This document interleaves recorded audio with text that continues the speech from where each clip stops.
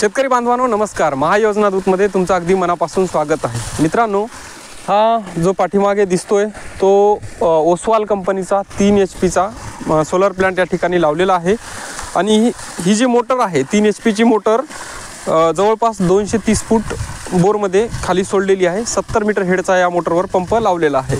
आता हा जो पंप आहे एकंदरीत बघायचं झालं तर अशा पद्धतीत पाणी मारतो। डिलिव्हरी ही 2 इंची डिलिव्हरी आहे, तर 1.5 इंची या ठिकाणावर आपल्याला पाणी पाहायला मिळतं।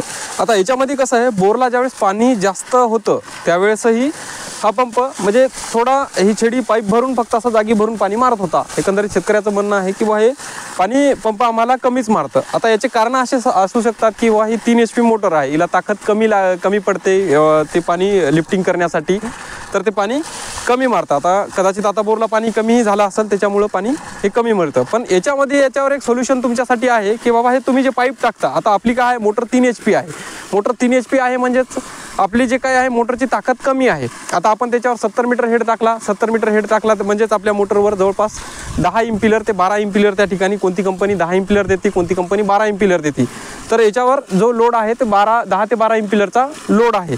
मग याच्यामध्ये काय आहे की ही 63 mm डिलिव्हरी या ठिकाणावर आपण टाकलेली आहे। आता ही 63 mm डिलिव्हरी टाकली म्हणजेच याचं जे वजन आहे ते आपले जे काही इम्पिलर आहे त्या इम्पिलर दाब जास्त वाढणार आहे आणि मोटरची जे काही फिरण्याची ताकद आहे ती नक्कीच त्याच्यामुळं जे काय आहे RPM घटणार आहे। तर यासाठी एक पर्याय आहे, तर या ठिकाणावर तुम्ही 63 ऐवजी जे आहे ते 40 mm डिलिव्हरी या ठिकाणी वापरू शकता। तुम्ही हा जो पाईप आहे तो 40 mm चा वापरू शकता। जर तुम्ही हेड 70 मीटर 90 मीटर 100 मीटर जर हेड वापरत असाल 3 HP मोटरवर, तर ही डिलिव्हरी तुम्हाला नक्कीच या ठिकाणी कमी करावी लागणार आहे। आता इथे आहे ते जे आहे ते ही डिलिव्हरी ही 63 mm डिलिव्हरी टाकली होती। आता याच्यामध्ये ही जर डिलिव्हरी थोडीशी म्हणजे कमी असेल 40 mm जर असेल तर हे पाणी नक्कीच वाढणार आहे, कारण इम्पिलरवरचा जो लोड आहे तो लोड कमी होईल आणि पाणी जे काही हायड्रोलिक करण्याची लिफ्टिंग करण्याची जी काही ताकद आहे मोटारीची, ती मोटरचे RPM त्याच्यामुळे कमी होणार नाही आणि ती ताकद जे आहे ते पाणी मारण्याची वाढणार आहे। त्यामुळे जे प्रेशर पण तुम्हाला जास्त मिळू शकतं। एकंदरीत याच्यामध्ये काय असतं की मुळात आपण 3 HP पंप टाकतोय, 3 HP मोटर टाकतोय, तर आपल्याला पाणी या ठिकाणी कमीच मिळणार आहे। तर हे जे आहे ते 7.5 HP 5 HP साठी जे आहे ते हे बोरवर जे चालण्यासाठी हेच पंप आहेत। आता 3 HP पंप विहिरीवर व्यवस्थितरित्या चालतो। 30 मीटर हेडचा जर पंप असेल तर भरपूर पाणी मारतो। याच्यामध्ये आता आपण बघूयात की याचं स्ट्रक्चर पण आपण थोडक्यात दाखवण्याचा प्रयत्न करूयात। नेमका हे कंट्रोलर ACDC आहे का, हे पॅनल वगैरे आहेत ते हे आपण बघण्याचा प्रयत्न करूयात समोर। या ठिकाणी जे आहेत ते हे 6 पॅनल यांनी लावलेले आहेत। 520 वॅटचा एक पॅनल आहे। 520 वॅट एवढा पॉवर हा एक पॅनल जनरेट करू शकतो आणि याची जे पूर्ण प्लॅन्टची क्षमता आहे ते 3120 वॅटची इतकी याची क्षमता आहे। -+2% हे होऊ शकतं, म्हणजे याची जी पॅनलची करंट इफिशियन्सी आहे कमी जास्त होऊ शकते। हे धूळ असो किंवा मग इतर कारण असतो हे कमी जास्त होऊ शकतं। तर आता याचं जे स्ट्रक्चर आहे ते आतल्या बाजूनं स्ट्रक्चर आपण बघूयात कशा पद्धतीने यांनी आतल्या बाजूनं सुद्धा स्ट्रक्चर यांनी दिलेलं आहे। तर बघायचं झालं तर सर्वच कंपन्याचं स्ट्रक्चर हे सेम आहे। काही कंपन्या आहेत थोडंसं वेगळं बसवतात, शक्ती वगैरे आहेत तर त्या फ्लॅट सलग लावत आहेत। आता या जे कंपन्याचं स्ट्रक्चर आहे ते सेमच आहे। आता काही मटेरियलमध्ये फरक पडतो, कोणाचं मटेरियल हलकं असतं, कोणाचं मटेरियल भारी असतं, ते डिपेंड ऑन कंपनी कोणत्या प्रकारचं यूज करतात। तर हे फाउंडेशन बघायचं तर यांनी एकाच पोलवर हे फाउंडेशन पूर्ण यांनी उभं केलेलं आहे। त्याच्यामध्ये 4 पर्लिंग दिलेले आहेत, 4 पर्लिंग आहे त्याच्यामध्ये। हे राफ्टरसुद्धा दिलेले आहेत इथे 3, आणि अशा पद्धतीने 6 पॅनलचं जे आहे ते स्ट्रक्चर यांनी उभं केलेलं आहे। जवळच इथे अर्थिंगसुद्धा दिलेली आहेत आणि वीजरोधक वगैरे हे या बाजूला इकडे दिलेलं आहे। इथे आपण बघू शकता हे वीजरोधक यंत्रसुद्धा यांनी इकडे लावलेलं आहे। अर्थिंगसाठी अर्थिंग पावडर वगैरे हे यांनी कंपनीनं त्यांना दिलेलं आहे। आता आपण पाणी आणि बाहेरच्या बाजूचं स्ट्रक्चर आपण बघितलं कसं आहे ते। आता हे आतल्या बाजूचं आपण स्ट्रक्चर बघूयात।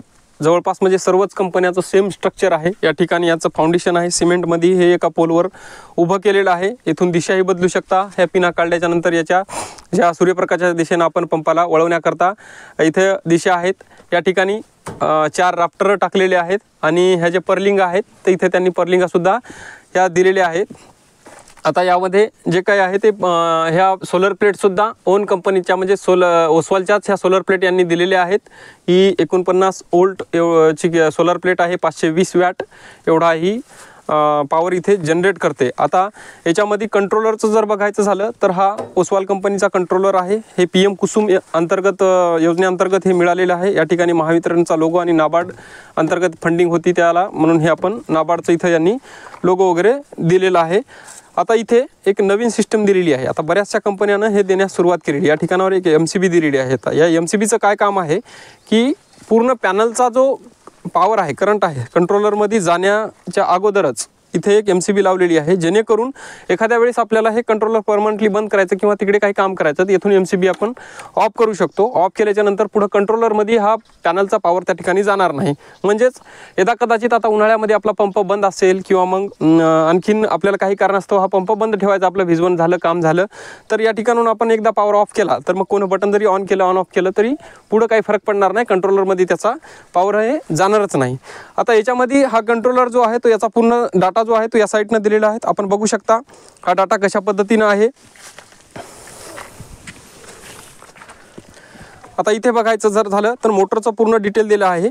इथे टेक्निकल डाटा यांनी दिलेला आहे। 3000 वॅटचा हा कंट्रोलर इनपुट करंट सहन करू शकतो। याच्यामध्ये तुमचं जो आहे 70 मीटर हेड 3 HP मोटर या ठिकाणी त्यांनी दिलेली आहे।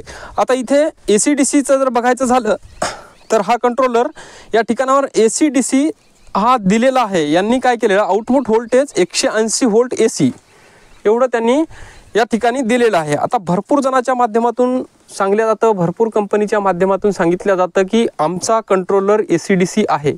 होय, AC/DC कंट्रोलर असतं, परंतु याच्यामध्ये जे आहे AC करंट जे आउटपुट देणार आहे ते फक्त आणि फक्त 180 व्होल्ट एवढंच आउटपुट या ठिकाणावर मिळतं। मग 180 जर आउटपुट मिळत असेल तर 180 व्होल्टवर आपली ACची कोणतीही मोटर चालत नाही। त्यावर मोटर चालण्याकरता आपल्याला मिनिमम सिंगल फेज मोटरला आपल्याला जे आहे ते 230 एवढं व्होल्टेज लागतं आणि 3 फेज मोटर चालवायची असेल तर 440 इतकं 415 ते 440 इतकं व्होल्टेज आपल्याला त्या ठिकाणावर लागणार आहे। परंतु हे जे आहे ते याची जी कॅपॅसिटी आहे ते 180 व्होल्ट इतकीच कॅपॅसिटी या ठिकाणी आहे। एकंदरीत हा प्लांट छोटा आहे, त्याच्यामुळेच एवढंच हे व्होल्टेज जनरेट करू शकतं। तर AC/DC जर तुम्हाला पाहिजे असेल तर AC/DC मध्ये तुम्ही 5 HP आणि 7.5 HP मध्ये ही व्होल्टेज रेंज तुम्हाला बघायला हवी। कारण आता बऱ्याचशा कंपन्या काय करतात की हां AC/DC आहे, परंतु मग अशा पद्धतीत याचं आउटपुट रेंज असते। आता त्या AC/DC मध्ये ते सायकल्सचा फरक असतं, त्याचे कन्व्हर्टर राफ्टर वगैरे जे वेगवेगळे असतात त्याच्यामध्ये अडॅप्टर वगैरे डायोड वगैरे, तर त्यामुळे ते त्याचं व्होल्टेज वाढू शकतात। ते वेगवेगळ्या कंपनीचे कंट्रोलर तशा पद्धतीत आहेत, पण त्यावेळेस तुम्हाला कंपनीला विचारता वेळेस म्हणजे कंट्रोलर AC/DC जर आहे असं जर कोणती कंपनी म्हणत असेल तर त्यावेळेस तुम्ही नक्कीच त्याला विचारून घ्या की आउटपुट व्होल्टेज काय आहे त्याचं।